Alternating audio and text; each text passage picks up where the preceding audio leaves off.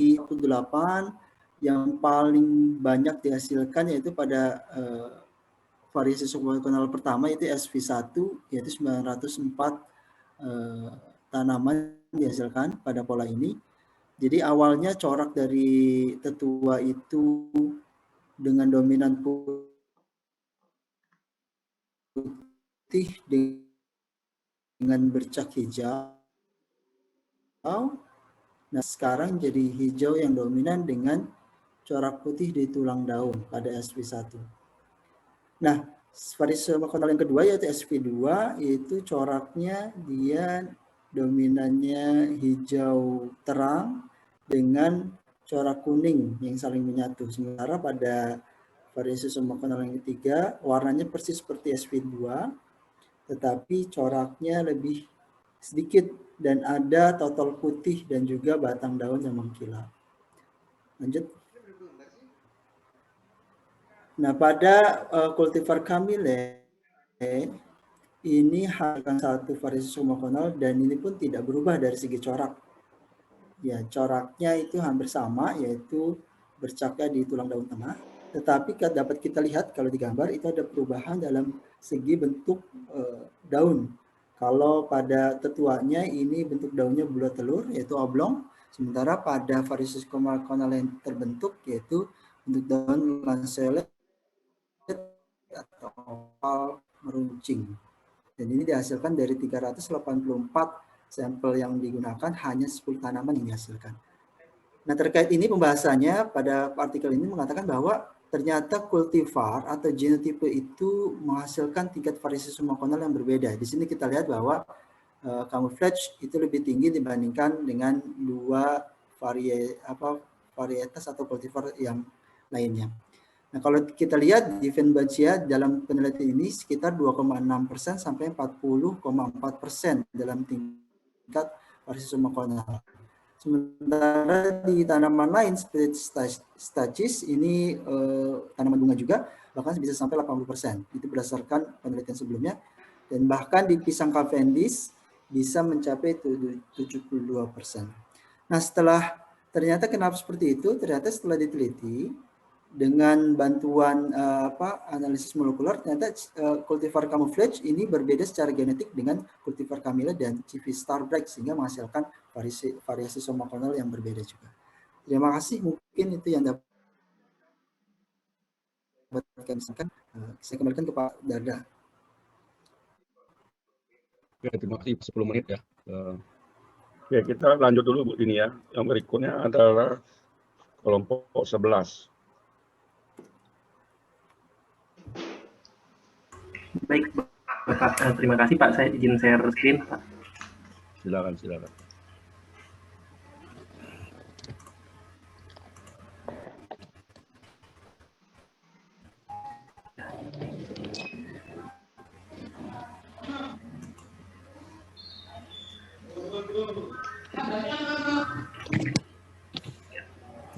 Sudah sampai. Inilah Mas Bahrul yang akan membuka, Pak. Silakan Mas Bahrul. Oke, terima kasih. Assalamualaikum warahmatullahi wabarakatuh. Jadi di sini dari kelompok 11 akan menjelaskan tentang jurnal Likely in the Duplicate Floral Organ of Subconal Variant Inconally Propagated Phalanxes Spring Cancer. Jadi di sini kami ada 2 orang, saya sendiri baru saja.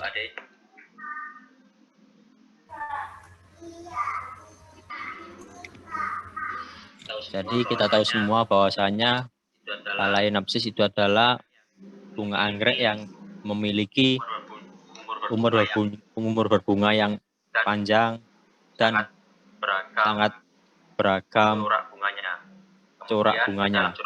Kemudian dalam corak ini dilakukan propagasi dengan desikultur yang menggunakan protokol like bodies. Kemudian ada masalah dalam munculnya variasi semaklonal dalam industri anggrek tersebut. Jadi dapat dilakukan untuk mencegah meninggalkan variasi semakronal. Punten Pak Ade kok hilang. Hilang. Internetnya. Hilang ya. Nggih, Pak, hilang, Pak. Mungkin ada masalah sinyal Pak Ade.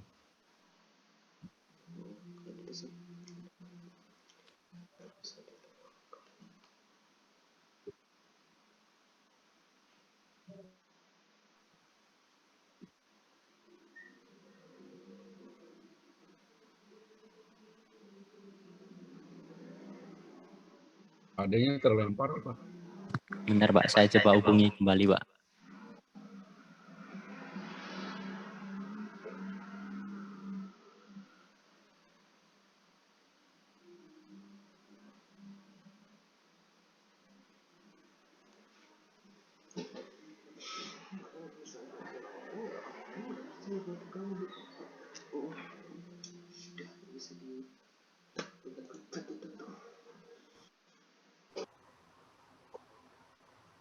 Atau mungkin dilanjutkan kelompok lain dulu Pak, biar waktunya.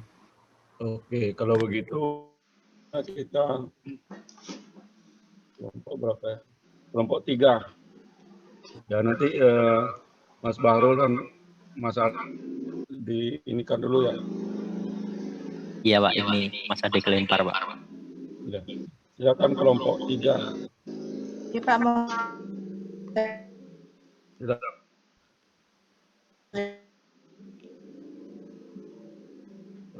Pisang ya.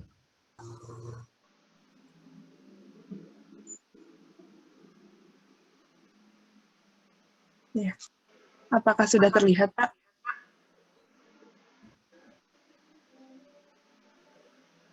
Oke.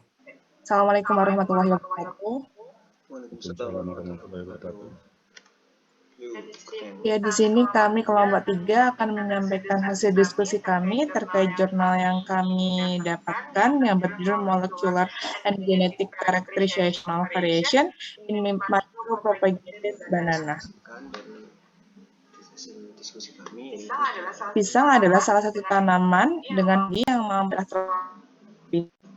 berasal dari tetua diploid, yaitu Acuminata yang memiliki dan Nusa Balbis memiliki genom BB. Bunga pisang atas 5-15 betina, ya.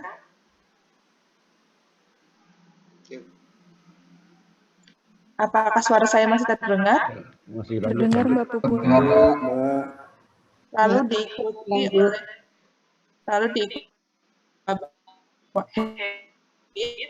dan bunga jantan terletak di baris yang paling atas. Pemanfaatan pisang dapat dikonsumsi maupun sebagai makanan olahan seperti gelatin, puding, bir, anggur, dan lain-lain. Pisang segar mengandung karbohidrat, serat, kalium, magnesium, fosfor, kalsium, zat besi, dan vitamin seperti A, B, dan C. Secara konvensional, pisang diperbanyak menggunakan umbi. Pengembangan teknik perbanyakan pisang menggunakan kultur jaringan telah dilakukan dengan menggunakan dan apika. Keuntungan jaringan tersebut yaitu untuk mengurangi penyebaran penyakit dan serangan hama,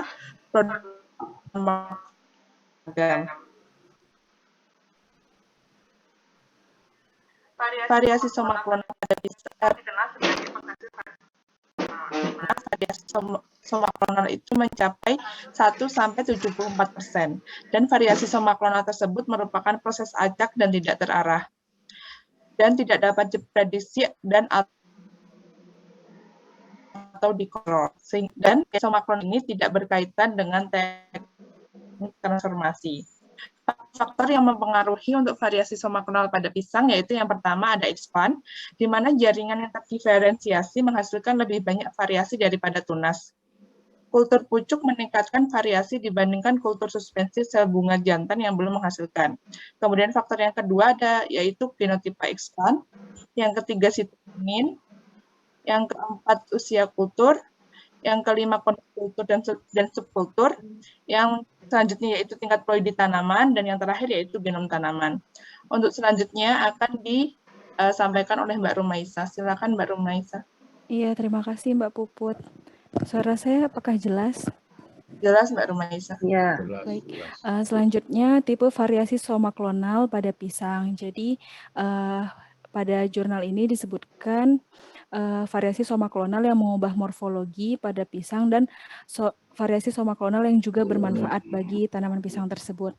Nah, variasi soma klonal yang mengubah morfologi contohnya pada pisang varietas Grand Naine. Ini misalnya membuat tanaman pisang menjadi kerdil, raksasa, terjadi pigmentasi ataupun daunnya variegata. Kemudian pada varietas Cavendish, tanaman mengalami tinggi yang beragam, tidak artinya tingginya tidak seragam. Kemudian daun abnormal, kemudian terjadi pigmentasi pada pseudostem. Sedangkan pada varietas red, contoh variasi soma klonal yang terjadi itu adalah kehilangan pigmen antosianin. Dan pada plantain, pisang yang dikonsumsi sebagai bahan pokok itu terjadi layu daun, daunnya variegata, dan daun bergelombang. Nah, variasi soma klonal yang mengubah morfologi tanaman pisang dapat dilihat pada gambar A, B, C, dan D. Gambar A itu botol yang sebelah kiri merupakan tanaman normal, sedangkan yang sebelah kanan mengalami kekerdilan. Halo? Ya, lanjut Mbak, lanjut Iya, Mbak. saja. Yang B kemudian yang B ini aklimatisasi tanaman yang kerdil di greenhouse. Kemudian yang C itu tanaman yang daunnya bergaris-garis, dan yang D itu tanaman yang daunnya berbentuk oval. Garis-garis ini variegata gitu ya. Kemudian namun variasi soma klonal juga bermanfaat pada tanaman pisang. Misalnya terbentuklah varian Sien BTA 03 yang memiliki sifat resisten terhadap jamur yellow sigatoka. Kemudian ada pisang Pecia yang memiliki produktivitas lebih tinggi 40% dari tetuanya. Ada pula pisang Formosana yang berasal dari Giant Cavendish dan memiliki ketahanan terhadap Fusarium oxysporum. Kemudian ada pisang TC 3600 yang memiliki produktivitas tinggi namun siklus pertumbuhannya singkat. Selanjutnya, next. Nah, pendeteksian variasi soma klonal pada pisang pada jurnal tersebut disebutkan dua. Pertama, pengujian morfologi, biokimia, dan sitologi. Dan yang kedua, pengujian secara molekuler. Kalau pengujian morfologi biasanya melalui pengamatan dari pengamatan ini ya secara pengamatan secara kasat mata gitu. Kemudian juga dengan pengukuran nanti jika dengan pengukuran itu nanti disesuaikan dengan indeksnya. Kalau misalnya tanaman normal memiliki indeks sekian, misalnya memiliki indeks 2, maka tanaman yang memiliki angka lebih kecil dari 2 digolongkan sebagai tanaman kerdil. Kemudian juga variasi soma klonal melalui uji morfologi dapat diamati pada setiap tahapan kultur jaringan, misalnya pada fase entah itu pada fase nursery atau saat hardening, itu dapat diamati gitu. Kemudian uji biokimia. Nah, uji biokimia misalnya tanaman kerdil biasanya tidak responsif dengan pemberian asam giberelin. Dan selanjutnya uji sitologi. Uji sitologi ini tadi pada pada pisang Sien BTA 03 ternyata secara sitologi merupakan tanaman tetraploid. Kemudian cultivar Williams memiliki protein terlarut lebih tinggi dibandingkan tanaman donornya. Nah, selanjutnya pengujian secara molekuler. Untuk pendeteksian dini tanaman kerdil itu sudah ditemukan primer OPJ 04 dan OPC 15 untuk deteksi dini tanaman kerdil. Nah, primer ini teramplifikasi pada tanaman normal dan absen atau tidak ada pita pada tanaman kerdil. Kemudian metilasi DNA. Metilasi DNA ini ternyata hanya terjadi pada tanaman pisang yang di mikropropagasi, sedangkan tanaman yang diperbanyak secara konvensional tidak terjadi metilasi DNA. Nah, selanjutnya kesimpulan, untuk kebutuhan mikropropagasi, kejadian variasi soma klonal adalah kejadian yang tidak diinginkan. Kemudian penggunaan sitokinin yang berlebih, frekuensi subkultur, dan rentang waktu kultur yang terlalu lama dapat memicu variasi soma klonal. Fenomena variasi soma klonal juga dapat dimanfaatkan untuk menghasilkan tanaman yang resisten terhadap suatu penyakit, menghasilkan tanaman dengan yield lebih baik secara kualitas maupun kuantitas. Dan yang terakhir, pengujian variasi soma klonal dengan menggunakan dapat menggunakan dengan uji morfologi, uji biokimia, dan uji sitologi. Namun ketiga metode tersebut memakan waktu yang cukup lama, biaya yang cukup besar, dan hasilnya selalu suka berubah-ubah. Maka pengujian secara molekuler memberikan informasi yang lebih baik dan lebih akurat. Nah, mungkin sekian yang dapat kami sampaikan. Terima kasih. Saya kembalikan kepada Pak Darda. Terima Ya, kasih. terima kasih Mbak Puput, Mbak Rumaisyah. 9 menit jadi cukup efisien. Ya, selanjutnya kita tanya lagi Mas Bahrul, Mas Ade sudah bisa presentasi sekarang atau belum? Mudah-mudahan sudah bisa, Pak. Punten tadi Oke, gangguan, Pak, sedang mendung di sini. Kita Oke, coba lagi ya, lanjut, Pak. ya. Lanjut, jangan mulai dari awal lagi, lanjut dari yang tadi saja. Baik, Pak. Terima.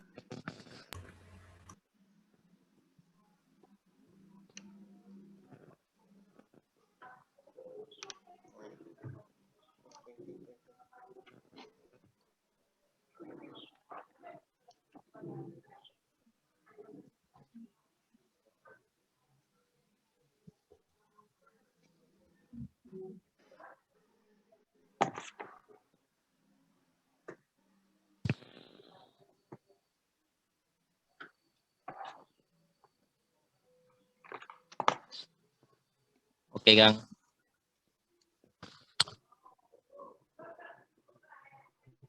Ya, jadi kita lanjut di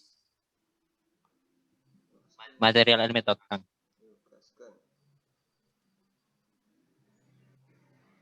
Nah, dari sini dalam jurnal ini menggunakan materi tanaman, yakni vector N itu dengan notasi normal, kemudian SD B1 atau variasi 1, kemudian SD B2 variasi 3, yang mana ketiganya diambil bagian petal, daun, dan tangkai untuk uji morfologi dengan alat yang kita lihat dengan mikroskop Nikon SMZ 0, kemudian histologikal dengan FAA solution 24 sampai 48 jam, dan diamati dengan mikroskop Olympus, kemudian dengan sitrometri, dan kita lihat ekspresi gen dengan trigon expression. Lanjut, Kang.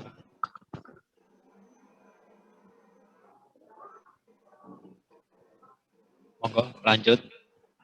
Nah, ini monggo Kang Ade.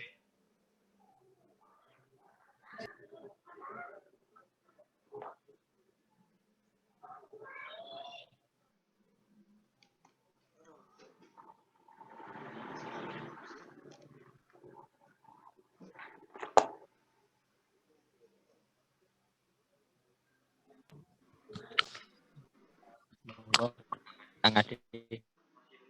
Kasih minut, Pak Ade. Iya, maaf. Baik. Ya, untuk hasil dan diskusi, yang pertama kita akan melihat karakteristik morfologi yang dianalisis. Di sini kita bisa melihat karakter morfologi dari bunga, di mana terdapat perbedaan yang cukup nampak, sehingga bisa mengkonfirmasi adanya variasi soma klonal, seperti pendugaannya seperti itu. Kemudian kita juga di sini ada pengukuran terhadap ukuran bunga, ukuran petal di sini.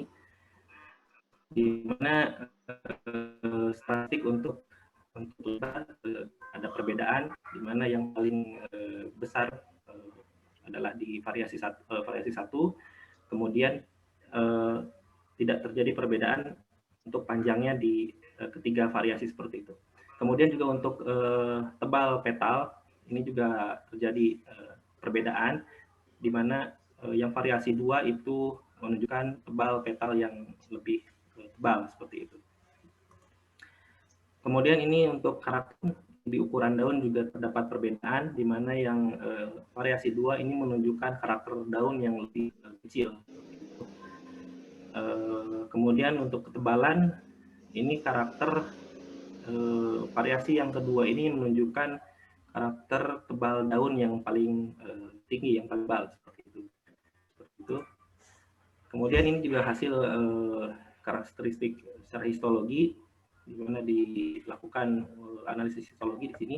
Di sini di tangkai bunga ini nampak juga terjadi perbedaan dari 3 variasi tanaman tersebut, di mana yang paling menunjukkan paling besar diameternya ini atau ketebalannya ini ditunjukkan oleh variasi 1 dengan bentuk yang lebih kurang bagus, kemudian yang variasi 2 juga bentuknya kurang bagus.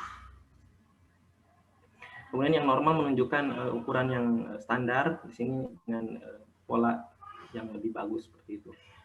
Kemudian tingginya juga nih ada perbedaan, di mana yang normal itu sama dengan yang variasi 2, sementara yang variasi 1 itu lebih pendek seperti itu. Kemudian di sini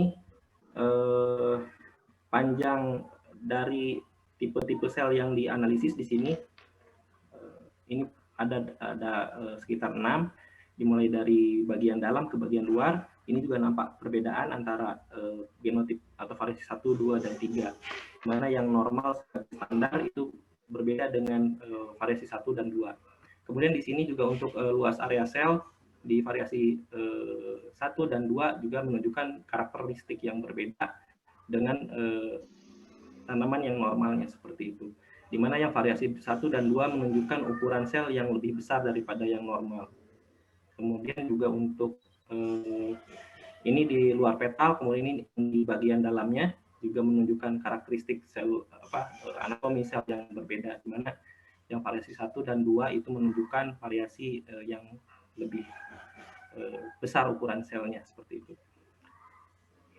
Kemudian ini untuk di bagian daun, bagian dalam daun dianalisis juga secara histologis, di mana terjadi juga ini perbedaan secara anatomi, di mana variasi 1 dan variasi 2 itu menunjukkan ukuran yang lebih areanya dalam mikrometer persegi. Seperti itu. Nah, kemudian ini hasil analisis flow cytometry yang menggambarkan adanya aktivitas atau kejadian endoreduplikasi di petal, di daun, dan di tangkai bunga seperti itu.